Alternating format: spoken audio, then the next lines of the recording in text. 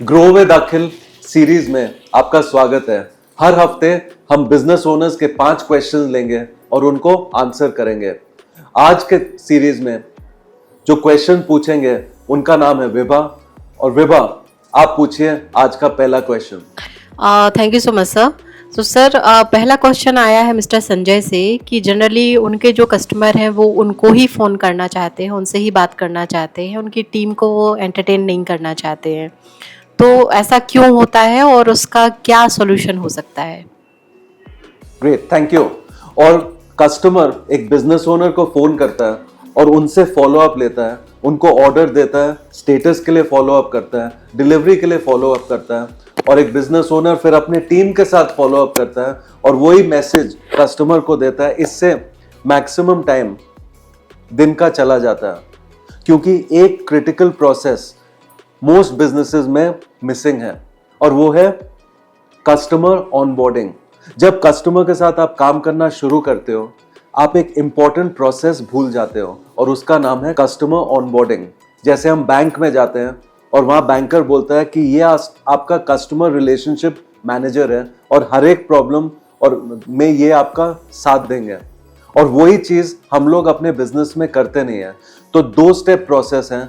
जब एक कस्टमर के साथ हम काम करते हैं, पहले कस्टमर को ऑनबोर्ड करके उनको सबसे पहले अपना पूरा प्रोसेस समझाइए कि कैसे स्टेप बाय स्टेप हम उनके साथ काम करेंगे।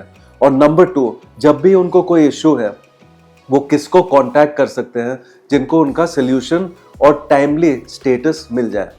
अगर आप कस्टमर ऑनबोर्डिंग प्रोसेस इंप्लीमेंट करोगे, आपके कॉल्स आने कम हो जाएंगे और कस्टमर को भी रियल टाइम इंफॉर्मेशन मिलने लग जाएगा। So I hope this solved your question. Thank you. अब विभा, अब मुझे सेकंड क्वेश्चन पूछिए। यस। सो जनरली हम देखते हैं कि बिजनेस ओनर्स हायरिंग करते हैं और हायरिंग के साथ साथ कई बार ऐसा होता है कि वो पोटेंशियल कैंडिडेट हायर नहीं कर पाते या रिटेन नहीं कर पाते। तो उसके पीछे क्या रीजंस होते हैं? एक नए एम्प्लॉय को रिटेन करने के लिए या एक सही एम्प्लॉय अपने सिस्टम में लाने के लिए मैक्सिमम बिजनेस ओनर्स ये 3 मिस्टेक्स करते हैं जिसके वजह से एम्प्लॉयज छोड़ के चले जाते हैं। नंबर 1, जो प्रेपरेशन स्टेज है जिसमें आपको उनका रोल क्लैरिटी कि जब वो आपके साथ काम करेंगे उनका क्या रोल रहेगा, कैसे आप उनको मेजर करेंगे, वो चीज़ मिसिंग रहता है। और उनके साथ आप ट्रेनिंग प्लान भी उनका सेट नहीं होता है कि जब वो आपके साथ काम करेंगे वो कितने दिन product training, process training, system का ट्रेनिंग उनको क्या दिया जाएगा जब वो आपके साथ ज्वाइन करेंगे। दूसरा मिस्टेक ये है कि जब हम इंटरव्यू ले रहे हैं हम उनको सही क्वेश्चन पूछते ही नहीं है। हम सीधा पूछ लेते हैं कि ये क्या आप हमारे लिए मेहनत करोगे, और आपको जवाब भी वैसा ही मिलता है। तो कैसे हम इनडायरेक्ट क्वेश्चंस उनसे पूछ सकते हैं जिसके आपको उनका नॉलेज, उनका स्किल, आपको उसके बारे में जानकारी मिल सकती है कि आप सही आदमी को हायर कर पाएंगे। तीसरा, आप मोस्ट बिजनेस ओनर्स क्या है, वो जो भी सस्ता में एम्प्लॉय आ जाता है हम उसको ले लेते हैं, जिसके पास स्किल सेट कम है, जिसका नॉलेज कम है, और उसके वजह से हमको कष्ट मिलते रहता है और वो एम्प्लॉय परफॉर्म नहीं कर पाता और वो जाके डीमोटिवेट होकर छोड़ देता है। तो ये 3 मिस्टेक्स की वजह से हम एम्प्लॉयज को रिटेन नहीं कर पाते हैं। अब Vibha, question number 3। Yes mister Amit का क्वेश्चन है बिलासपुर से। उनका है कि बिजनेस को ग्रो करने के लिए वो 24/7 काफ़ी मेहनत करते हैं, स्टिल वो स्केल नहीं कर पा रहे हैं। तो क्या चैलेंजेस मतलब वो फेस कर रहे होंगे और क्या उसका सॉल्यूशन हो सकता है? देखिए, बिजनेस ना ग्रो करने के बहुत कारण हो सकते हैं, पर मोस्ट कॉमन प्रॉब्लम यह है कि एक business owner maximum time managing और कंट्रोलिंग में बिता देते हैं और उनका मैक्सिमम टाइम फॉलो अप में चले जाता है, फॉलो अप टीम के साथ, फॉलो अप कस्टमर के साथ, फॉलो अप पेमेंट के साथ, और उसके वजह से उनको बिजनेस ग्रो करने का टाइम, सोचने का भी टाइम नहीं मिलता। तो इसका सोल्यूशन ये है कि आपको एक सिस्टम इंप्लीमेंट करना चाहिए जहां हर एक डिपार्टमेंट में टीम्स हैं, उनका रोल क्लैरिटी है, उनका एक रिव्यू मैकेनिज्म है जिससे आप फ्री हो सकते हैं बिजनेस ग्रो करने के लिए। पर अगर आप ही अपना बिजनेस में उसको मैनेज करोगे, हर दिन डायरेक्शन दोगे, हर दिन फॉलो अप दोगे, तो बिजनेस ग्रोथ बैकसीट में चला जाता है और बिजनेस ग्रो नहीं होता। आई होप मैंने आपका क्वेश्चन का आंसर दे दिया। अब चलते हैं क्वेश्चन नंबर 4 में।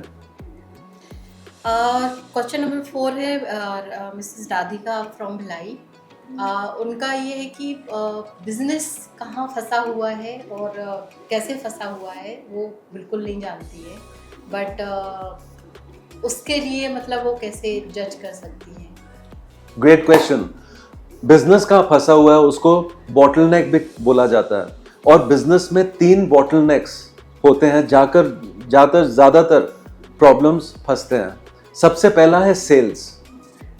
अब अगर मार्केटिंग इनकंसिस्टेंट है तो सेल्स भी इनकंसिस्टेंट होगा और वहां ग्रोथ फंस जाता है। दूसरा है स्केलिंग में, रिसोर्सेज की कमी के वजह से आप स्केल नहीं कर पाते। हो सकता है रिसोर्सेज ना हो, मे बी पैसे ना हो, मे बी लोग ना हो, या मे बी कुछ अदर रिसोर्सेज हैं, लैंड का जगह ना हो ग्रो करने का, मे बी मशीनरी ना हो ग्रो करने की, उसके वजह से भी बिजनेस ग्रो नहीं कर पाता है। और तीसरा जो सबसे इंपॉर्टेंट है, पीपल स्केलिंग। क्योंकि अभी तक आपने बिजनेस ग्रो कर दिया है अपने नॉलेज से, अपने सेल्स से और सप्लाई और रिसोर्सेज से। अब जब बिजनेस आगे बढ़ेगा वो लोगों से बढ़ेगा। तो अगर आपके पास हायरिंग का सिस्टम नहीं है, अगर आपके पास ट्रेनिंग सिस्टम नहीं है, अगर आपके पास करियर ग्रोथ देने का सिस्टम नहीं है, तो बिजनेस ग्रो नहीं करेगा और स्टैग्नेंट रह जाएगा। तो इन 3 बॉटलनेक के वजह से बिजनेस ग्रो नहीं करता है। Number 1 is sales bottleneck, number 2 is the supply and resource bottleneck, and number 3 which is most important, वो है पीपल स्केलिंग।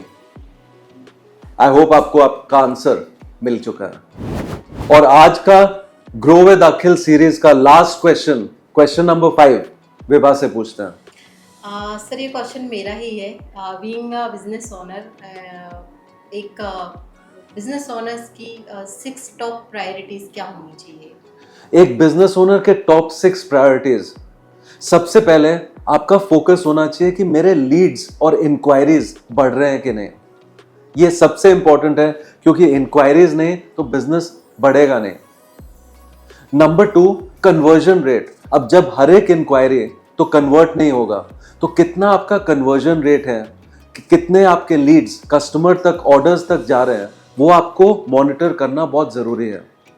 तीसरा फोकस एरिया ये है कि आपको नए प्रोडक्ट्स और सर्विसेज ऐड करने पड़ेंगे बिजनेस में, तभी जाके बिजनेस ग्रो कर पाएगा और तभी आप अपने एग्जिस्टिंग कस्टमर्स को नए प्रोडक्ट और सर्विसेज दे पाओगे। चौथा, आपको फोकस करना चाहिए रिपीट सेल्स में। देखिए, सेल्स नए कस्टमर से भी आता है, अब एग्जिस्टिंग कस्टमर से भी आता है और इनएक्टिव कस्टमर से भी आता है। तो आपका फोकस रिपीट सेल्स में होना बहुत जरूरी है।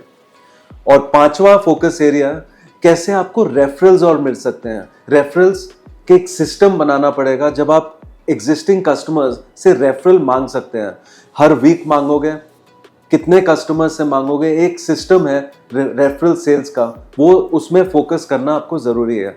और 6th focus area is how to reduce cost. कैसे आप अपना कॉस्ट कम कर सकते हो कि आपका प्रॉफिट बढ़ जाए। तो ये 6 एरियाज में अगर आप फोकस करोगे तब जाके आप बिजनेस ग्रो कर पाओगे। और अगर आपको अपना बिजनेस ग्रो करना है तो कमेंट सेक्शन में लिखिए ग्रो विद अखिल। और अगर आपके पास कोई क्वेश्चन है वो भी कमेंट सेक्शन में लिखिए और मैं आपका आंसर जल्द से जल्द दूंगा। Thank you for watching this series grow with Akhil.